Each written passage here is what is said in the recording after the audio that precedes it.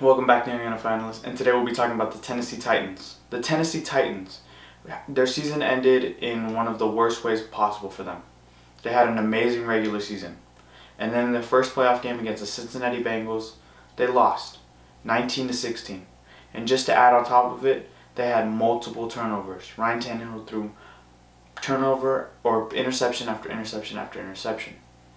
Then looking at your running back group, Derrick Henry was injured for most of the year, and then he comes back and in his first playoff game doesn't have a Derrick Henry-esque game, and you didn't have a really good backup who could come behind him and start to make big plays that were necessary to win that game.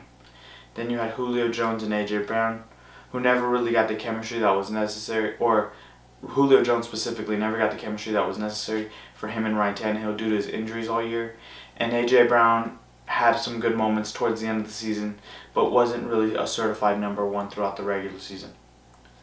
Then you looked at your tight ends. They brought in a new one this year, and that's Austin Hooper. They brought in a guy behind him in Jeff Swain. So, looking at these additions, what did they do to add to Ryan Tannehill other than the tight ends? They not only helped Derrick Henry by bringing in Hassan Haskins, who's a kid from Michigan who will be able to help out in Derrick Henry needing rest and not putting his body through as much as he has the past few years, where he's been the number one back in pro football as long as he's healthy. And until last year, Jonathan Taylor hadn't been seen the way he was, so he was carrying the workload. And then you had a guy in Ryan Tannehill who wasn't going to throw it 45, 50 times. So that left Derrick Henry to carry it 30, 35 times.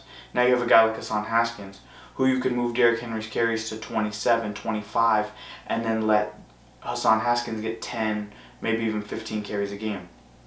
Now you're looking to your receivers, and you got rid of Julio Jones, A.J. Brown. Chemistry wasn't really there. They weren't really able to mesh well with Ryan Tannehill, the way we've seen other receivers in the league mesh well with quarterbacks. And now you're looking at bringing in Robert Woods, Treylon Burks, guys who've really made their ways in the NFL throughout play action, which is something that this offense is really known for due to the fact that you do have Derrick Henry in the backfield, which allows you to have guys like Nick Westbrook come off the bench and be your third receiver, and now Kyle Phillips come off the bench and he's your fourth receiver, and you have all these weapons for Ryan Tannehill, who has to succeed. Because when you bring a guy like Malik Willis in, if he doesn't succeed, then it shows more on Ryan Tannehill than it does the Tennessee Titans. And now that you have a guy like Malik Willis behind him, it puts a lot of pressure on Ryan Tannehill, which is not only going to hopefully make the best of Ryan Tannehill, but something that I think the Titans were not only looking at for now, but for the future as well. Malik Willis was one of the top prospects in this year's draft, and him falling to them was one of their best picks. Because when you get the value that they got at the quarterback position that late in the draft, as in my opinion, either the number one or the number two prospect, I had him ahead of Desmond Ridder just based off of potential because of his ability to scramble outside the pocket. And although he didn't have the biggest school, quarterbacks aren't really known for what school they went to. They're known for how was their arm strength, their escape ability, their ability to improvise, their ability to make something out of nothing. Especially now with how well you're looking at dual threat quarterbacks.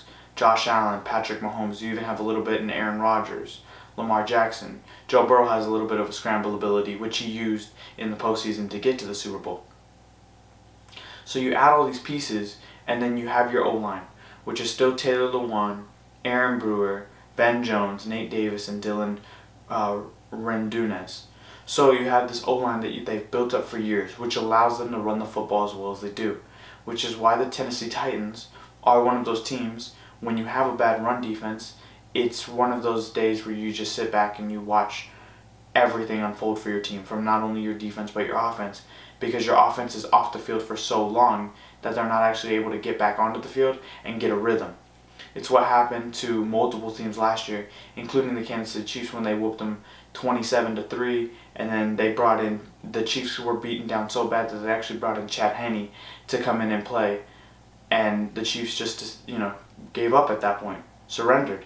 And when you have a guy like Derrick Henry, who will not only make a defense surrender, but also an offense and a team, it's one of those things that you can't just look at and say, you know what, we have to build around Ryan Tannehill.